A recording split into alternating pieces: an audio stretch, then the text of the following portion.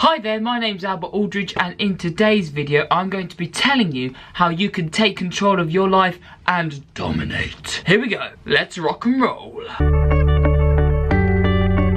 Before I go over my 4 main points about how you can control your life and dominate, first of all, I'm going to do a couple of things. There'll be a timestamp on the screen there if you want to flick to the part of the video where I answer the question of how can you take control of your life. First things first, I've got a free weight loss calorie calculator ebook. It's the first link in the YouTube description. There's a step-by-step guide about how you can work out your starting calories and macronutrients in order to lose fat starting right now. Not just lose weight, but lose fat. So you can increase your muscle mass or maintain muscle mass depending on how much training you've done in the past, and lose fat, achieve body composition at the same time. Losing weight will come as a byproduct of that, but I really focus on losing body composition and helping people to do this around their current lifestyle following a flexible dieting approach. The second thing, I'm going to quickly introduce myself to those of you who are new to this YouTube channel. My name's Albert Aldridge, I'm a qualified online nutrition coach, and with this channel I like to educate and entertain people at the same time. I come out with daily videos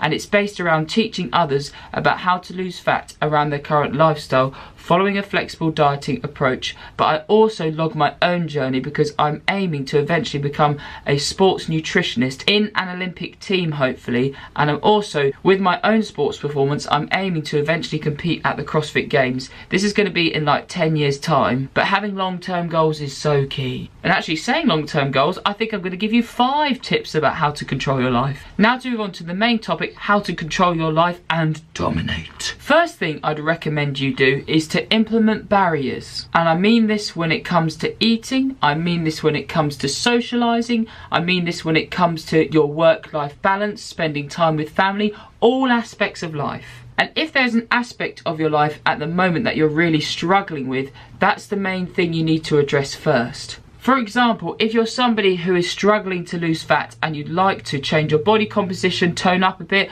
or you need to lose a drastic amount of weight because maybe you've recently had a health scare, or you really want to increase your well-being because you are overweight, having something like a nutrition plan where you're following a certain amount of calories per day and a certain amount of calories across the week, this provides a barrier because you know you need to stick to a certain calorie level across the week in order to see progression over time. For example, the average active male needs 2,500 calories a day. So say for example the average male was eating 2,300 calories per day. So across the week that's 2,300 calories times 7. That'll be approximately around this 16,000 calorie mark across the week. But as long as you know and have the guidelines about having at least 5 portions of fruit and vegetables per day, getting at least 0.8 to 1 gram of protein per pound of your body weight, and then basing your diet 70 to 80% of the time around lean protein sources, complex carbohydrates, fruits and vegetables, so you can achieve your minimum micronutrients and vitamin mineral requirements for the day, and then 20 to 30% of the time still following a flexible dieting approach, so you still include alcohol, cakes and biscuits into your diet. Allows you to have a little bit of freedom, but still gives you barriers that you need to stick to. I've just seen clients in the past that have fed back to me before they started my nutrition plan that they have gone from a mindset where they are either all in with something or they don't do it at all. So they either go really strict with their diet, or they give themselves no barriers at all. So the barriers are really strict and it's so difficult to stick to, or they have no barriers at all and they just eat what they want at any time of the day and any type of food. That was eating as an example, but I mentioned work-life balance. So if you're somebody who's maybe working like myself, as somebody who's self-employed, it's very easy to get into the mindset of more hours that you're offered from certain jobs. Like for example, I'm offered hours from football coaching, offered hours from the council who I do sports coaching for. If I'm offered more and more hours, it's very tempting to keep on working and working so I can earn more money and feel settled that I'm earning more money. But I'm really having to learn that my priorities is faith, so my Christian faith, then family, then fitness, fun and finances being on the one below that.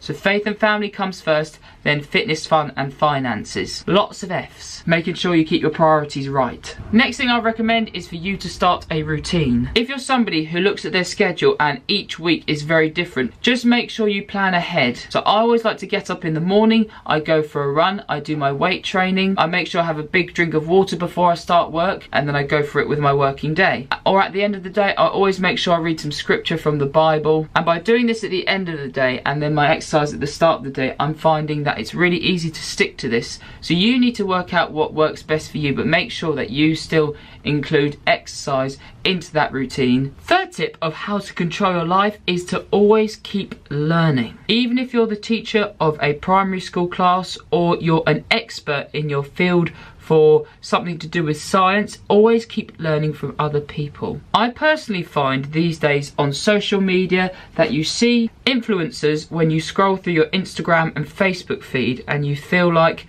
I've got to keep on learning from them, I am looking up to them. But I believe, especially this is incorporated with my faith, that nobody is on a pedestal above each other. I'm not disregarding the government or anything, but in God's eyes, everybody has the same importance. Any background, any job, any ethnicity, we are all as important as each other because we have been created and we have been put on this earth to do something special. God has a plan. But anyway, what I mean is by keeping on learning is that if you are a teacher, always look to other people and learn from people who you feel are higher up in your field or who have more experience in your field. I'm not again saying that they are a pedestal above you, but for example, I'm learning in regards to health and nutrition a lot from a doctor called Lane Norton, a guy called Jeff Nippard on YouTube, and I'm looking always at the relevant literature and recent literature in 2018 in regards to diet breaks, refeed days, and implementing resistance training, especially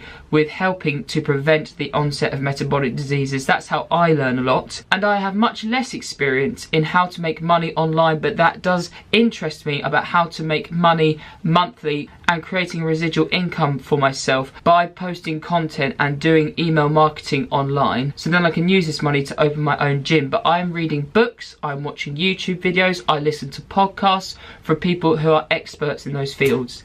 Keep on just trying to learn new stuff, and then you might find that an opportunity comes up where you can apply this knowledge. Fourth tip relates directly to the one before, but remain humble and always learn from others. You may find sometimes that somebody you see in your eyes who is much lower than you gives you a tip that you disregard, but then in the future you're like, hang on, that person told me to do this and that actually was really relevant. So if I take a general example, a businessman might be at an office space and then the cleaner is doing something but overhears a conversation the businessman is having with his colleague where he's maybe criticising a piece of work, and then the cleaner says to him afterwards, when this other person the businessman was telling off has gone away, he might just say something like, just remember that he has worked for you for X amount of years, or he is a very loyal worker in your company. And that advice to the businessman is actually very valuable in order to sustain a really good relationship with his colleague. He may choose not to listen to it, but that advice is so vital from the cleaner. So you need to learn from everyone. So I'm saying to you,